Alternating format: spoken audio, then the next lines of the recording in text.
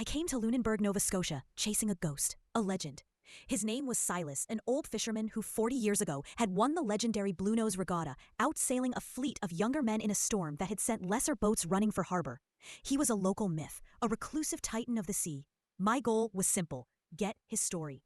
It was the kind of feature that could launch a young journalist's career, and I was hungry. I found him in a small, salt-beaten shack at the edge of the harbor, mending a net with gnarled, powerful hands.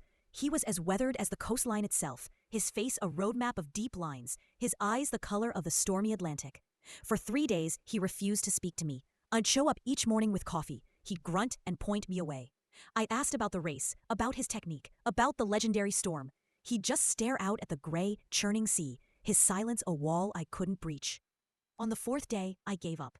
As I was about to leave, my eyes fell on the only personal item in the sparse, clean room, a small, faded photograph on the mantelpiece.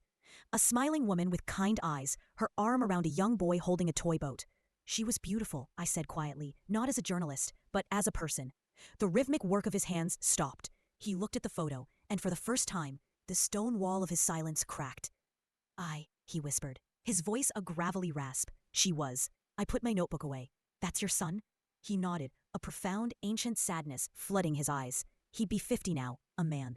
He finally looked at me. You want to know about the race, girl? About the big trophy with my name on it?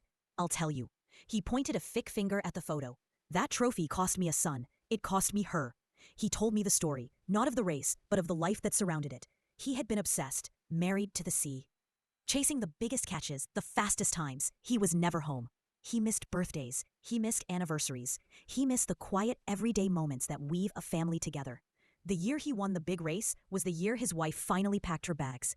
She told me she couldn't compete with the ocean anymore, Silas said, his gaze lost in the past. She took our boy and moved inland, said she needed a man whose heart was on the shore, not always chasing the horizon.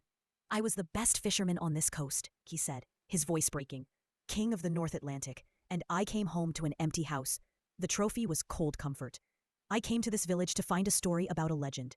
But the real story was a cautionary tale about a man who had conquered the sea but lost his own harbor. I stood up, my notebook forgotten. I didn't have a single quote for my article. Thank you for the coffee, I said softly. He just nodded.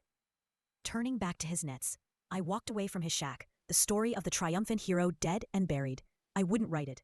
The world didn't need another tale of glory. It needed this one, the sad, quiet truth. I put my pen down and didn't write a single word. Instead, for the first time, I wasn't a journalist chasing a story. I was just a person, sitting by the water, sharing a quiet moment of understanding with the vast, lonely sea.